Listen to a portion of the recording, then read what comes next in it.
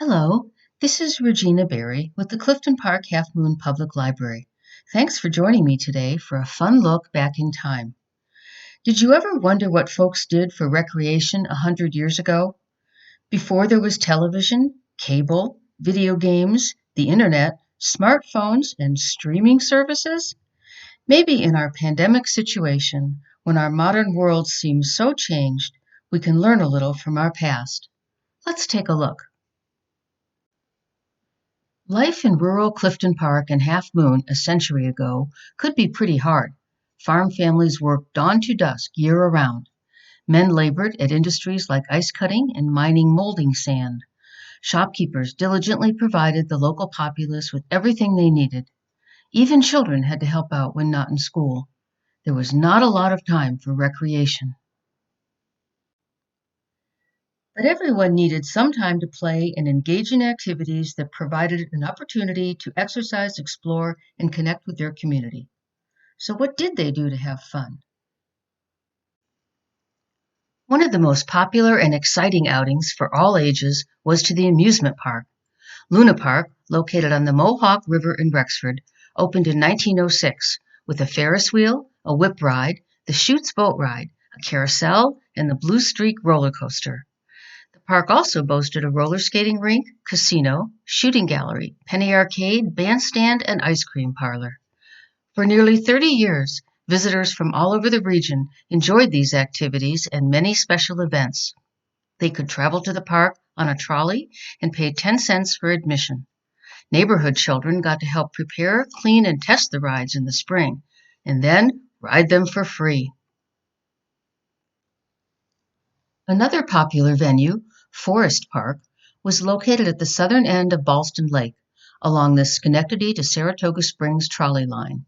Its main attraction was its lake access. A steam launch, the Comanche, offered 30-minute lake excursions. Rowboats and canoes were available for rent, and there were facilities for swimming. On shore, the park offered a dining hall and refreshment stand, a toboggan slide, and a baseball diamond. Clam bakes and picnics were frequent special events, and evening entertainment included a dance band for the pavilion and fireworks after dark. A designated trolley run, the Moonlight Special, brought in folks for a romantic evening of dancing. Today, you can still ride on the park's popular carousel.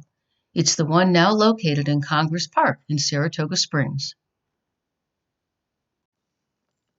Holiday parades and special town events brought out the whole town. Independence Day in Clifton Park was celebrated with a parade down Old Route 146 and Route 9, followed by picnics and fireworks and much flag waving. Veterans were especially visible and honored, and civic groups each had their own float. Clam bakes were also a popular form of family entertainment 100 years ago. The Jonesville Methodist Church held one every Labor Day for over 60 years, serving hundreds of local folks. Preparations began in June with volunteer organizers. There were clams, of course, but also sweet potatoes, sausages, chicken, lobster, and corn. Rain or shine, a good time was had by all. Then, as now, families enjoyed getting together. Large family gatherings provided fun for all ages, giving adults a chance to eat, drink, and trade old stories, and children a chance to run and freely play. And the Sunday drive is an old tradition, and not just with cars. A Sunday buggy ride or drive was a big adventure in a small town. Proximity to the Hudson and Mohawk rivers and the Erie Canal provided opportunities not only for transportation and industry, but for recreation. Here we see passengers enjoying a small boat outing on the Mohawk and a ride on the Kitty West excursion boat. Below, young folks in the 1940s enjoyed summertime dips in the Mohawk River, where the north abutment of the old Crescent Aqueduct created a natural dock. During the first half of the 20th century, there were also bathing beaches at Ballston Lake and Round Lake, and Half Moon Beach and Carney's Beach on the Mohawk River. All welcome options for cooling off in the hot summers. Easy lake and river access also made fishing a relaxing and rewarding sport, available to many.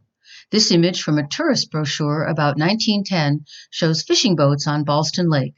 But if you couldn't get to the actual water, you could always pretend with a pole and a bucket in your front parlor, like little George here.